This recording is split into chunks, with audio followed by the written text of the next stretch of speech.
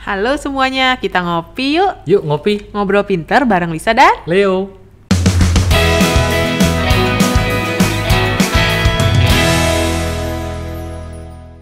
Oke, hari ini kita mau bahas karakter-karakter manusia. Iya. Orang di luar sana kan banyak kayak, kok dia kayak gitu sih? Oh, kok kayak dia nggak kayak gua sih? Kok dia tuh begitu? Nah, sebenarnya tuh semua orang tuh ada karakter-karakternya. Padahal katanya manusia lahir kertas putih, harusnya nggak punya karakter ya? Iya. Tergantung pembentukan ya. Tapi kan kayaknya lu bilang ada warna. Ajib gue bilang, sumbernya. Iya. Kan latihan kemarin. Oh iya. Oke, lanjut. Ya, jadi orang-orang ini, orang-orang itu punya karakter-karakter masing-masing. Jadi kalau dibilang anak kecil kertas putih, ya benar, belum ditulis apa-apa. Tapi tiap anak tuh punya warna, kertas warnanya tersendiri. Nah, hari ini kita mau bahas nih. Sikap manusia yang membedakan kita dengan yang lainnya. Iya. Oke, walaupun berbeda tapi karakter ini kan hasil interaksi sesama manusia ya, berdasarkan pengalaman hidup, terbentuk juga dari lingkungan, lingkungan yang membesarkannya dia. Benar. Jadi karakter itu dibentuk. Iya. Dibentuk. Sedangkan kan itu kalau kepribadian berarti kepribadian dan karakter bisa berubah. Bisa mendominasi. Jadi yang kita mau bahas ada 4 karakter. Oke. 4 karakter, tapi biasanya setiap orang nggak mutlak satu doang. Bisa kombinasi antara 2. Mana yang lebih mendominasi. Oke, berarti ini kita baca bahan ini berdasarkan buku dong ya? Oh ya pasti. Bukan kata gue ya? Bukan. Bukan buku. Kata Lisa ya. Lisa baca, Leo jawab. Leo jawab. Ya, lanjut. Bukunya judulnya Personality Plus, itu bukunya Florence Litur. Bacanya gimana sih? Dia ini orang Sunda ya? Hah? Litur. Iya, Litur. Florence Litur. Oh iya orang. Ya, nanti tulisannya ada di bawah. Oh iya, oke. Dia mengklasifikasikan manusia ke dalam 4 jenis kepribadian. Oke, apa aja tuh? Pertama, koleris. Biasanya lambangnya warna merah, mukanya kayak Angry Bird gitu. Oh. Anger. Kalau di film apa sih, Inside Out ya? Out. Anger ya, yang keluar api kepalanya. Iya, itu siapa ya? Itu Anger. Anger ya, panggilnya Anger kalau nggak salah. Nah, ya itu. Nah, manusia koleris ini manusia yang cenderung cocok jadi seorang pemimpin. Oh, jiwa kepemimpinannya tinggi. Jiwa kepemimpinannya ada faktor bawaan. Dari kecil ya? Mungkin terdidik, bukan bawaan itu terdidik, dibesarkan harus memimpin. Misalnya tolongin tuh adeknya, harus memimpin, dibesarkan, dituntut punya jiwa kepemimpinan, jadi terbiasa memimpin. Oh, bisa juga berarti anak pertama. Gue, lo anak kan? Oh iya, gue anak pertama. Oh, pertama. Iya. Tapi tidak melulu sih sebenarnya. Iya. Baru mau nanya, koleris dong? Iya, bukan. Iya, bukan. Nah, biasanya orang-orang koleris ini punya kepribadian kayak dinamis, tegas. Oh, tegas, suka memimpin. Optimis, iya. Terus tertantang dengan perubahan, pengen nyoba hal-hal baru. Oke. Terus biasanya dia pembuat keputusan yang baik. Karena udah cepet banget tuh, abis gini. Ya udah gini aja deh. Oh, karena dia suka memimpin ya? Iya. Jadi dia, ya sebenarnya ini orang yang bagus ya. Dimana orang di luar tuh banyak orang yang pelin-pelan ya. Maksudnya ya, maunya ini kelebihannya. apa nggak jelas ya. Tapi kelebihan orang dengan sifat karakter koleris ini, dia ku tahu apa yang ku mau ya. Setiap karakter punya kelebihannya masing-masing, punya kita kekurangan. Mau bahas ya. Jadi tentunya memang sebaiknya yang kita bahas hari ini adalah yang didengar teman-teman adalah buat ke diri sendiri, buat refleksi diri sendiri. Betul. Ya. Bukan buat menjudge orang lain. Jadi sebenarnya, kita bisa memperbaiki diri sendiri. Kalau buat orang lain tuh bukan ngejudge, tapi jadi paham. Jadi lebih mengerti kenapa dia begitu. Nah, itu. Ya, dan bagaimana kita bersikap terhadap mereka. Nah, harusnya orang tuh punya empat-empatnya. Benar. Misalnya dalam bergaul, tapi belum ada orang yang rata bisa kepake empat-empatnya semuanya. Seharusnya semuanya punya potensi, punya hal positifnya kan. Harusnya itu yang dipakai. Tapi ya balik lagi, manusia tidak sempurna. Ya, jadi semua karakter ini punya kelebihan, punya kekurangan. Kelebihan lain si koleris, dia itu mau bekerja keras. Jadi ngotot. Jadi kalau udah maunya. Kayak gua, tapi bukan dalam hal bekerja, dalam hal bermain. Dalam hal traveling. Yang pasti ngotot. Kalau mau kesini, kalau mau ke Bali, harus jadi. Langsung dipikirin, bikin plannya gitu ya. Tenang aja, harga tiket, semua budgeting. Nah, makanya kalau mau pergi, gua tinggal tergantung kemana. Pegang Lisa ya. Tergantung kemana. Nah, yang ketiga berani menghadapi tantangan dan masalah. Dia nggak mundur. Oh, lebih berani. Gaspol. Nggak tahu positif apa negatif. Dulu ya. Berani aja. Tapi berani sama nekat beda ya. Dia berani. Berani. Mampu belajar dari pengalaman nih orang-orang koleris. Oh, okay. Jadi kalau ada apa salah, oh iya, gue tahu nih gue salah ngomong kayak gini. Oke, gue minta maaf. Ya belum, nggak tahu deh ya dimaafin atau enggak selama ini gue.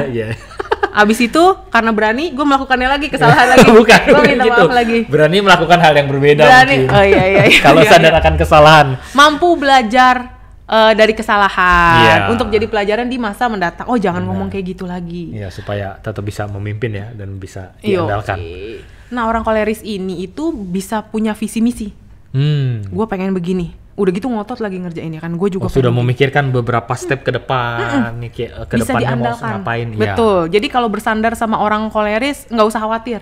Mau pergi sama orang koleris nggak usah khawatir. Sudah dibuatkan tracknya, jalurnya, itinerary-nya lah. Itinerary mau kerja sama orang koleris nggak usah khawatir. Ada visi misi, nggak usah ada obstacle, nggak usah khawatir. Dia udah pikirin. Kan orang koleris itu ya pokoknya bersemangat, pantang menyerah gitulah. Punya jiwa kepemimpinan, mampu menetapkan target yang jelas. Terus pede, biasanya orang koleris itu kan pede karena jiwa nggak pelin-pelan lah, pede, entah benar atau salah ya. Ya karena tadi ku tahu ya apa yang ku mau. Ya pokoknya hajar dulu, ntar kalau salah belajar. Iya betul.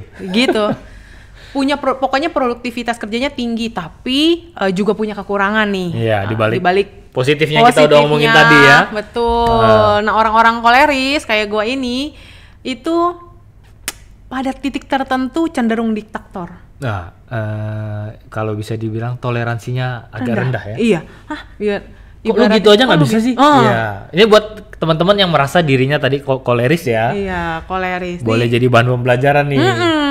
Jadi toleransi ke orangnya, ya kalau nggak A, ya B lah. Kok lu nunggu sih? Kok lu pelin-pelan banget sih? Kok lu bingung banget sih?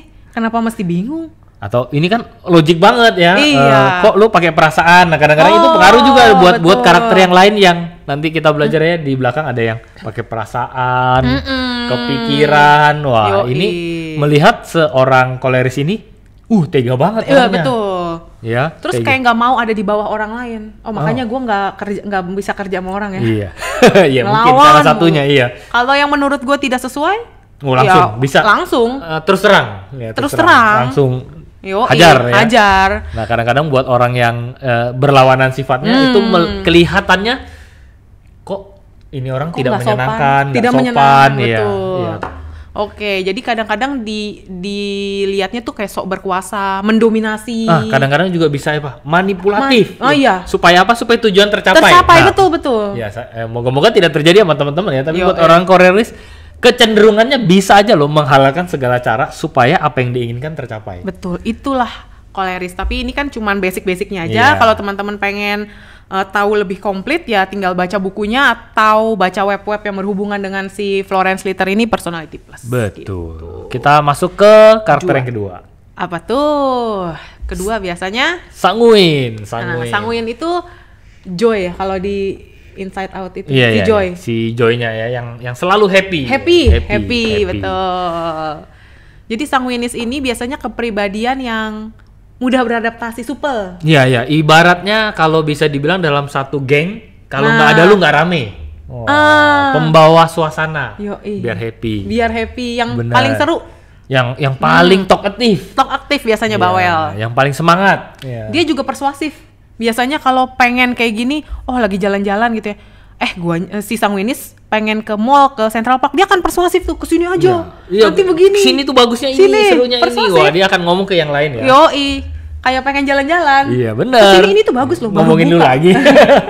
Baru buka loh. Ini tuh hebat banget loh. Kita bisa di atas awan. Iya.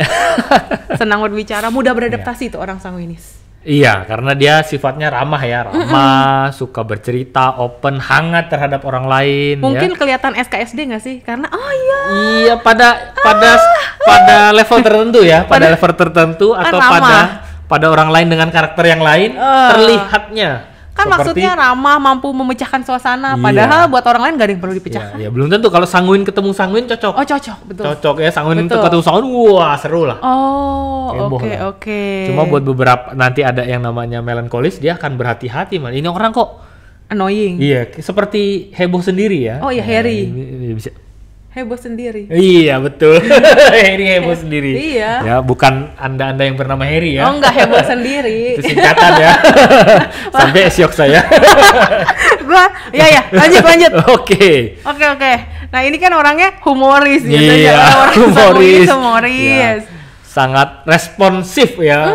Kalau sangat kayak petasan, bledar. Ada apa sendiri? Sangat bereaksi sekali terhadap satu kejadian. Orang-orang sanguinis itu bisa menceritakan satu kejadian yang sama dengan sudut pandang yang berbeda. Gila, tadi gue lihat kecelakaan. Bener-bener. Biasa kalau orang yang ini tuh cerita apa aja jadi seru. Gokil. Iya. Makanya kalau nanya film sama gue Jurassic Park bagus lah. Iya. Semua film dibilang bagus. Teman-teman. Itu tuh recall dari ini yang pertama. Asik, cakep. Iya, tapi mesti berhati-hati juga teman-teman yang punya teman sanguin. Lebay. Iya, kadang-kadang bisa dibilang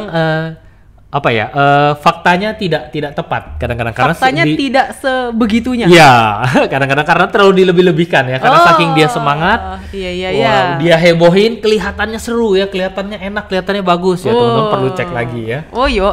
Itu sama kayak nonton film dewasa. Kelihatannya seru, padahal belum tentu. Belum tentu. Tergantung genrenya ya. Oke. Nah, itu kan banyak tuh kelebihan-kelebihannya, nggak cuma punya sifat positif kan, setiap kepribadian. Ada lagi nih sifat negatif dari personality si sanguinis ini. Iya, buat teman-teman yang merasa, kayaknya gue tuh sanguin tuh lain dari tadi diomongin. Lo iya gak sih? Gue ada sedikit sanguin. Yang jeleknya?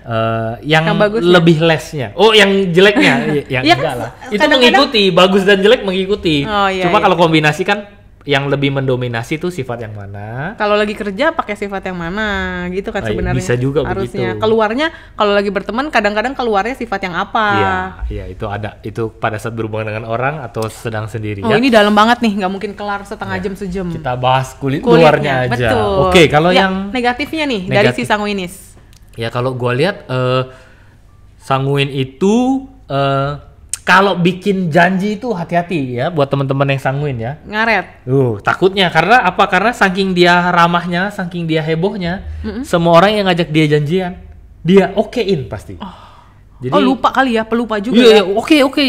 Gampang jadi, yuk jalan ya. Kadang-kadang itu kedisiplinannya rendah. Iya benar. Kadang-kadang jadwalnya bentrok jadi sekarang semua diiyain pada saat hari H. Nggak kepikiran juga. Kan gue janji sama sini. Ya kadang-kadang lu bisa lupa juga.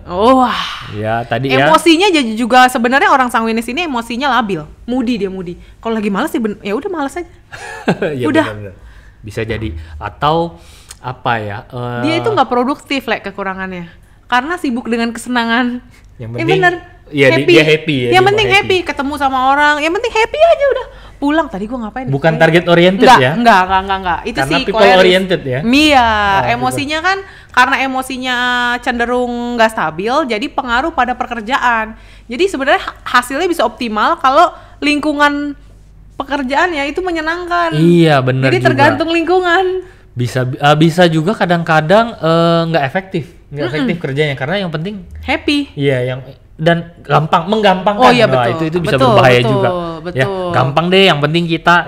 Itu bahaya. Karena hiperbola, ada sifat hiperbolanya. Jadi kalau misalnya ada masalah juga hiperbol. Aduh, pusing banget. Bisa jadi. Gila. Iya. Padahal nggak juga. Kayak gue, tidur jam 12 bangun ajib tadi jam 6 pagi. Padahal orang dewasa tidur 6 jam cukup ya? Iya, cukup. Gue langsung aja kayaknya. Kepala berat, mana lapar lagi. Kadang-kadang over optimis juga bahaya. Oh iya betul. Karena happy-nya, karena semangatnya, over optimis. Jadi apa aja, bisa ya. Ya itulah ciri-ciri si sanguinis. Sekarang masuk yang ketiga nih. Nah, yang ketiga ini gue kurang menguasai. Waduh. Ini melankolis. Melankolis. Ya? Nah, jadi melankolis ini diartikan sebagai keadaan yang pendiam, murung, sadness. Iya, kalau di sadness film kan itu ya. Sad. Ya, yang blue. Yang warna biru, iya benar. Jadi keadaan yang slow, pendiam, sayu, muram, sedih gitu. Nah, senada dengan pengertian tersebut, manusia dengan jenis kepribadian si melankolis ini itu orang-orang yang cenderung introvert katanya. Ya. Tertutup. Jadi dia sulit berkembang di lingkungan sosialnya gitu. Tapi sebenarnya ya itu juga punya kelebihan. Kelebihan, dia ini pemikir. Ya betul, jadi dia sangat efektif kalau dengan dunianya sendiri atau dia menganalisa sesuatu. Iya, betul. Itu karena dia apa ya? Karena orangnya perasa kalau melankolis ini. Karena orangnya perasa, jadi dia melakukan satu tindakan, menganalisa satu keadaan itu sangat berhati-hati sekali. Karena dia memikirkan tinggi nih kayaknya pengalamannya. Iya, karena gue ada beberapa dikelilingi orang melankolis ya. Wow. Ya, dia sendiri sangat apa ya? Sangat benar-benar memperhitungkan next step-nya apa. Jangan sampai menyakiti hati orang lain karena takut pecah, fragile. Karena dia sendiri tidak mau disakiti. Karena dia sangat menjaga hubungan, kedekatan. Ini jomplang banget sama si sanguinis. Oh iya, biasanya kalau orang sanguin ketemu melankolis nih melankolis malah berhati-hati. Apa namanya kalau kita itu punya jarak nyaman, comfort zone ya. Jadi kalau si melankolis itu kecil katanya jarak comfort zone area pribadinya tuh sangat kecil. Kalau sanguin itu luas, semua orang dimasuk-masukin. Iya, kadang-kadang melanggar area orang lain. Jadi buat si melankolis ini kalau ketemu yang tadi yang kita bahas ya, sanguin, dia malah tambah berhati-hati. Ini orang lebay, apakah datanya benar, bisa dipercaya atau enggak. Perfeksionis tuh berarti ya, ke arah perfeksionis tuh si melankolis. Biasanya perfeksionis. Di perusahaan-perusahaan, wah ini orang-orang yang memegang finance. Karena dia pengen balance, sempurna. Bener. Jangan semua sampai dihitung, jangan sampai ada miss. Ya ini keunggulan orang-orang melankolis ya tadi ya, perhitungannya bagus ya. Dalam geng butuh orang kayak gini dalam satu geng. Oh iya, perlu. Buat menjaga stabilitas keuangan ya. Oh iya, betul. Untuk menjaga ini juga sebenarnya nggak over budget ya kalau orang sanguin semua, waduh. Udah over budget. Misalnya satu hari mau ke berapa tempat, udah nggak mungkin lah. Terlalu optimis ya. Terlalu optimis. Secara waktu ya tidak memperhitungkan. Jadi kelebihannya dia ini karena punya sifat yang introvert, jadi orang-orang melankolis biasanya nggak suka jadi pusat perhatian. Tapi katanya dia tuh punya kepuasan tersendiri kalau di belakang layar. Benar. Melakukan sesuatu, bikin sistem, berhasil. Ya, bikin sistem sangat sistematis ya. Ya benar, banyak di belakang layar. Iya, ini kan analytical banget ya.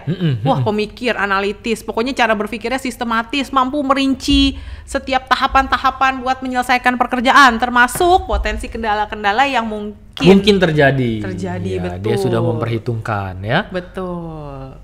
Karena dia sensitif kan ya. Peka, sensitif lah ya.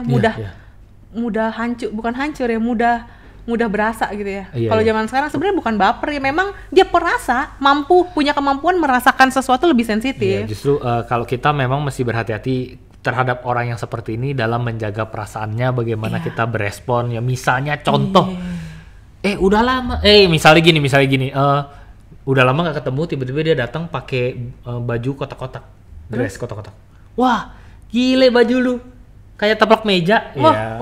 Kalau buat orang sanguin, iya dong keren ya, segala macam ya. Taplak meja sultan. Iya, tapi kalau orang melankolis nih bisa, taplak meja. Kok lu menghina gua ya? Taplak meja sama dengan topo gitu. Langsung. Iya. Jangan-jangan nama lu dicatat di bukunya dia ya. Buku ya pokoknya buku catat hitam. ya. Buku hitam. Biasanya tapi orang-orang melankolis ini lebih mementingkan perasaan orang lain. Iya, benar. Berkorban mulu gitu. Nggak apa-apa deh orang lain happy, gua sakit, gua jauh. Iya, kadang-kadang dia sangat memikirkan orang lain. Memang kalau kita curhat ke orang melankolis itu mungkin akan lebih nyaman ya, karena dia benar-benar dengerin kita. Betul, berasa banget didengarkan. Empati banget. Betul. Ya. Nah, kadang-kadang kalau ya balik lagi kalau kita curhatnya ke orang sanguin ya, mungkin kita curhat sekarang dia mungkin bisa menghibur, tapi berapa hari lupa. Hah? Emang lu udah ngomong kayak gitu ya? Karena kita kayak kan gue udah cerita kok, udah gak inget. Kalau ke orang koleris, waduh malah dijajing bisa-bisa ya. Harusnya. Iya. Kok lu gitu? Harusnya lebih begini ya, baru masalah lu selesai. Nah, kayak memang gitu. penting nih orang-orang melankolis dalam jadi perannya sangat penting sebenarnya ya. Semua karakter tuh penting sebenarnya. Betul. Nah, di balik sifat-sifat positifnya gitu ada juga kan terselip sifat negatifnya lah ya, kekurangannya. Betul. Nah, orang-orang melankolis ini biasanya lambat dalam menangkap humor. Iya, betul. Karena jadi dia buat kita lucu dulu. Oh iya, diproses dulu ya, pakai dicerna. Jadi nggak langsung, saraf motoriknya bekerjanya lebih lambat. Bisa lebih lambat atau memang prosesnya dipanjangin. Apakah kalau gue ketawa akan menyakiti hati orang ini gitu? Bisa jadi. Ya, kalau sanguin kan langsung aja wah, ya malah ditambahin ya, malah makin menghina makin seneng. Iya. Iya, benar. Kadang-kadang karena dia sangat menjaga perasaan orang lain ya. Meskipun perfeksionis nih, biasanya orang-orang melankolis itu juga kurang percaya diri dalam mengambil keputusan. Dia tuh ragu-ragu. Iya. Apakah ini ya itu dan baik buat orang lain juga? Iya, dia tuh butuh persetujuan untuk mengambil keputusan. Bagus nggak ya? Padahal udah punya nih jawabannya, tapi nggak pede aja. Sebenarnya dia udah analisa sebenarnya, tapi dan dia perlu konfirmasi. Ya, dia kan analitiknya bagus kan, analisanya bagus. Sebenarnya dia udah pikirin. Iya. Tapi nggak pede untuk bikin keputusan aja. Iya, makanya perlu satu tim sama orang koleris. Betul. Iya. Yang keempat, yang terakhir. Ya, yang keempat, yang terakhir ya. Phlegmatis namanya. Warna apa sih hijau ya? Hijau apa kuning ya? Hijau ya? Hijau. Apa kuning? Oh iya, pas banget ini. Merah ya, koleris. Kuning. Kuning. Kuning ya, kuning. Ya udah kita anggap aja kuning. Phlegmatis ini mirip ya sama melankolis, mirip nggak sih? Phlegmatis ini lebih, ya hampir mirip sih sebenarnya, sama ibaratnya kalau sanguin dan koleris butuh orang, butuh pengikut, butuh audiens. Kalau si phlegmatis dan melankolis ini ya lebih nggak apa-apa kalau lebih sendirian sebenarnya. Biasanya si phlegmatis ini itu sifatnya kayak lem.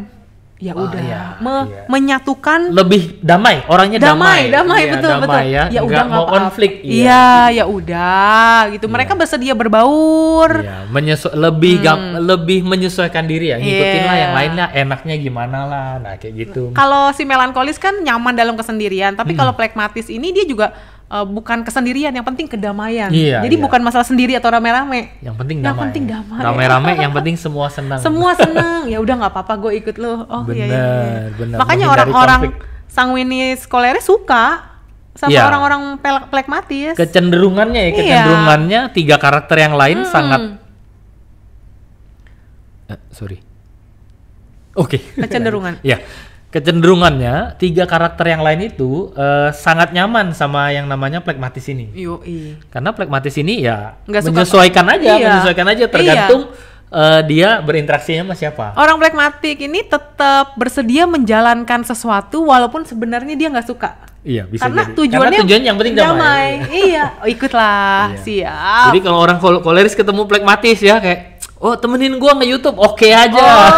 Ya misalnya kayak gitu ya, colongan ya. Kalau orang sanguin yang suka ngobrol, ayo kita ngobrol sampai nongkrong sampai malam. Oke aja ya. Ada itu kan sisi-sisi positifnya nih, ada kelebihan kepribadian si phlegmatis nih. Biasanya dia kan nggak banyak ngomong phlegmatis, tapi bijaksana. Kalau sekali ngomong semua juga. Iya, katanya karena dia lebih banyak mengeksplorasi, mempelajari, karena kan semuanya ngomongnya ke dia ya. Iya sih. Jadi dia mempelajari semua kebutuhannya apa, baru dia mengeluarkan satu statement biasanya. Dipikirin dulu. Kalau sanguinis kan masuk keluar. Iya, pokoknya yang penting traffic. Iya, apa aja yang kepikiran hajar aja ya. Nah, karena si phlegmatis ini cinta damai, makanya mereka itu biasanya jadi penengah yang baik. Iya, mungkin juru bicara antar negara. Penengah yang baik sih lu memang. Oh iya. Ya ini dengerin. Mereka itu senang melakukan hal yang sama berulang-ulang, nggak bosan. Jadi kalau si sanguinis itu kan cepet bosan. Iya, bosanan katanya. Kalau si phlegmatis itu nggak apa-apa melakukan hal yang itu aja konsisten. Bagus itu sebenarnya bagus. Cuma tidak akan secepat orang koleris dan sanguin. Iya, tapi orang sanguin tidak konsisten. Makanya butuh si phlegmatis supaya bisa konsisten. Iya. Wah, ini supaya bisa bareng terus ya. Karena memiliki kepedulian dan empati, biasanya makanya sebenarnya orang-orang phlegmatis ini mampu bekerja di bawah tekanan dan pandai menyembunyikan emosi. Iya.